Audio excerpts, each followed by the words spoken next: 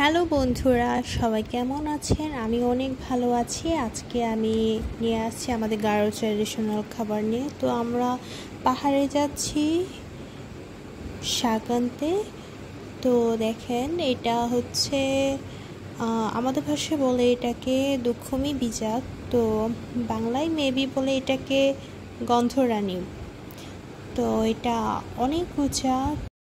তো মাত্র পাতা গজানো শুরু হয়েছে, যার কারণে আমি আসলে বেশি নিতে পারি নাই।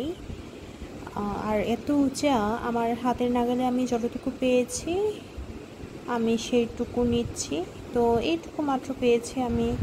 তো এক বেলা রান্নার জন্য হয়ে যাবে এটা। এই পাতা এই গরমের মধ্যে যখন আপনি খাবেন রান্না করে তেল ছাড়া, এটা অনেক বেশি মজা হয়।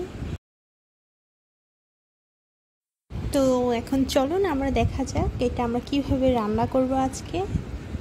এটা কিন্তু সম্পূর্ণ তেল ছাড়া, এটা আমাদের গারো ট্র্যাডিশনাল খাবার।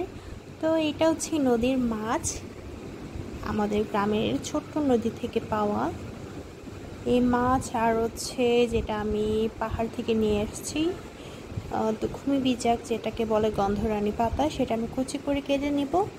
সাথে দিয়ে দিব মাছ ভালো মতো করে ধুয়ে, শুটকি, তারপর পেঁয়াজ কাটা, পেঁয়াজ দিব, তারপরে দিব হচ্ছে আপনার কাঁচামরিচ। এখানে আপনি কিন্তু বেশি করে কাঁচামরিচ দিবেন, ঝাল ঝাল খেতে হবে, কাঁচামরিচের ঘ্রাণ চলে আসবে।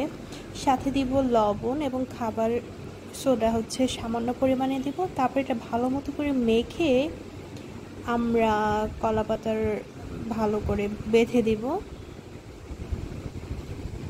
এরপরে হচ্ছে আমরা ভালো করে বেঁধে এটা আমরা মাটির চুলা যেটা সেখানে দিয়ে দেব।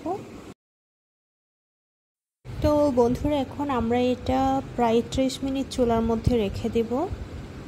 30 মিনিট পরে আমাদের আজকের দুখুমি বিজাক, যেটা আমাদের গারো ট্র্যাডিশনাল খাবার, রেডি। এটা কিন্তু অনেক সুন্দর ঘ্রাণ এবং এত খেতে মজা হয়, আপনারা ট্রাই করতে পারেন।